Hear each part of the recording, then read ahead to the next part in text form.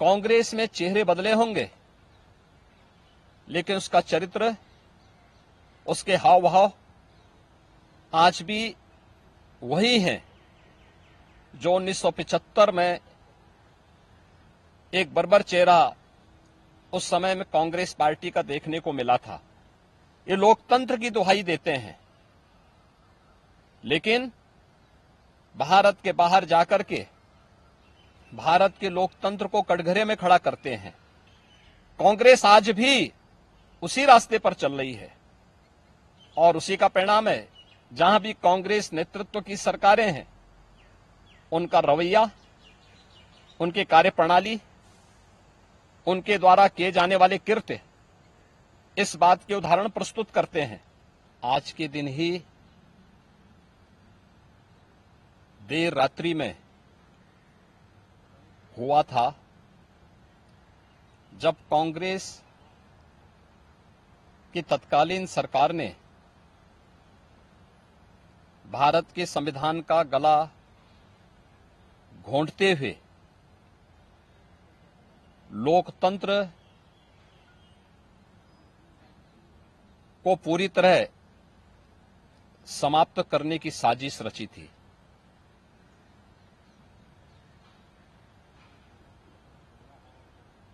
पच्चीस जून 1975 रात के अंधेरे में श्रीमती इंदिरा गांधी जी के नेतृत्व में कांग्रेस की सरकार ने कैसे भारत के लोकतंत्र को नष्ट करने का प्रयास किया था। उस समय के सभी विपक्षी दलों के नेताओं को, उसमें से अटल बिहारी वाजपेयी जी, से मोरारजी देसाई जी, श्री जयप्रकाश नारायण जी, श्री लाल कृष्ण आडवाणी जी और विपक्ष के सभी नेताओं को बंद करके लोकतंत्र के गले को पूरी तरह घोंटने का प्रयास किया था। आज जब 50 वर्ष के उपरांत हम इमरजेंसी की उन यादों को स्मरण करते हैं, तो स्वाभाविक रूप से कांग्रेस में चेहरे बदले होंगे, लेकिन उसका चरित्र, उसके हाव भाव आज भी वही हैं जो 1975 में एक बर्बर चेहरा उस समय में कांग्रेस पार्टी का देखने को मिला था। कैसे उन्होंने संविधान की मूल आत्मा कही जाने वाली प्रियम्बल में संशोधन करके उसकी आत्मा को नष्ट करने का प्रयास किया था। कैसे कांग्रेस ने उस समय देश के नागरिकों के मौलिक अधिकारों को पूरी तरह प्रतिबंधित कर दिया था। कैसे न्यायालय के अधिकारों को कांग्रेस पार्टी ने उस समय में बंधक बना के रख दिया था। और आज भी कांग्रेस पार्टी में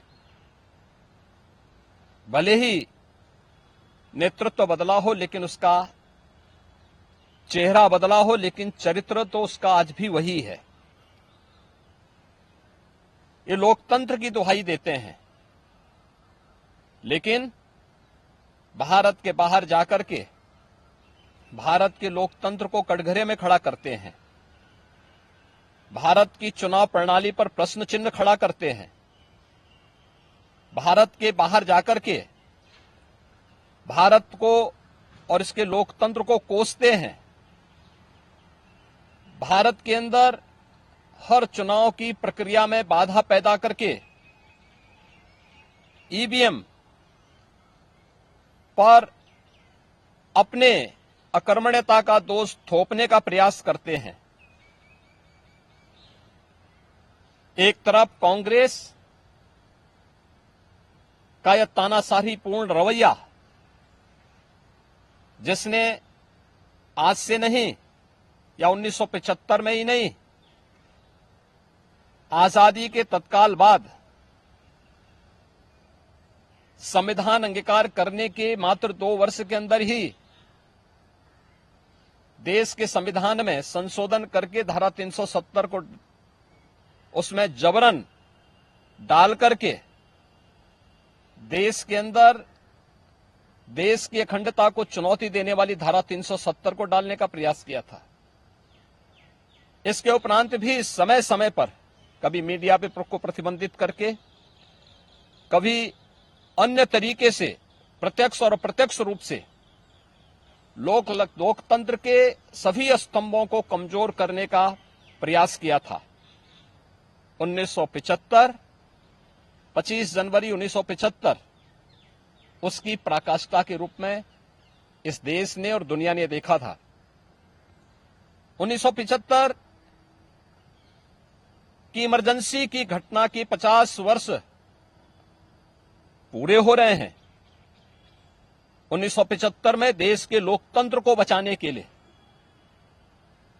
संविधान को फिर से बहाल करने के लिए, नागरिक अधिकारों की रक्षा करने के लिए जिन लोगों ने जेल की यातनाओं को सहा था, जिन लोगों ने उस कालखंड में लोकतंत्र के लिए अपना सर्वस्व न्यौछावर करने का कार्य किया था, हमें आश्चर्य होता है कि उनकी वर्तमान पीढ़ी उसी कांग्रेस की गोद में बैठ करके देश को फिर से कांग्रेस की तानाशाही और लोकतंत्र विरोधी, संविधान विरोधी तंग दायरे की ओर धकेलने का कुत्सित प्रयास कर रही है। कांग्रेस आज भी उसी रास्ते पर चल रही है और उसी का परिणाम है। जहां भी कांग्रेस नेतृत्व की सरकारें हैं, उनका रवैया, उनकी कार्यप्रणाली, उनके द्वारा किए जाने वाले कृत्य इस बात के उदाहरण प्रस्तुत करते हैं। उनके जो सहयोगी हैं, बंगाल में टीएमसी है, केरल के उनके सहयोगी हैं, या तमिलनाडु के उनके सहयोगी हैं, या कांग्रेस नेतृत्व की सरकारें जहां कार्य कर रही हैं, उनकी कार्यपद्धति को आप देखें। जो लोग जनता को गुमराह करके संविधान के नाम पर संसद की कार्रवाई को बाधित करने का प्रयास कर रहे हैं, वे लोग कभी अपने गिरेबान में भी झांक के देखें, क्या उन्होंने सही मायने में संविधान का पालन किया था? क्या ये सच नहीं कि देश की संसद में कांग्रेस के एक वरिष्ठ नेता ने वहां पर जिस प्रकार का आचरण किया था, एक बिल को संसद के फ्लोर पर ही किस तरीके से अपमानित करने का काम किया था, वहां फाड़ने का काम किया था, ये क्या किसी से छुपा हुआ है? या अन्य अनेक ऐसे कृत्य जिसने लोकतंत्र को कमजोर किया है और लगातार देश के लोकतंत्र को कमजोर कर रही है, ये सभी कांग्रेस के वे कृत्य हैं जिसके लिए कांग्रेस को यह देश कभी माफ नहीं करेगा। कांग्रेस पार्टी को और कांग्रेस की इस तानाशाही में प्रत्यक्ष और अप्रत्यक्ष रूप से सहभागी बने उन सभी राजनीतिक दलों को भी, जिनका उदय ही देश के अंदर कांग्रेस के खिलाफ लोकतंत्र को बचाने के लिए हुआ था, आज वे कांग्रेस की गोदी में बैठ करके जिस तरीके का आचरण कर रहे हैं, यह देश और इस देश की जनता उसे किसी भी स्थिति में स्वीकार नहीं करेगी। कांग्रेस को और कांग्रेस के इन सभी सहयोगियों को, जिन्होंने लोकतंत्र को कमजोर किया है, संविधान के प्रावधानों को समय समय पर मानने से इनकार किया है, इसके लिए आज इमरजेंसी की 50 वर्ष पूरे होने पर इन्हें देश की जनता से माफी मांगनी चाहिए अपने इस कृत्य के लिए और अपने न केवल चेहरे को बल्कि चरित्र को देश के संसदीय लोकतंत्र के अनुरूप ले जाने के लिए अपने आप को तैयार करना चाहिए।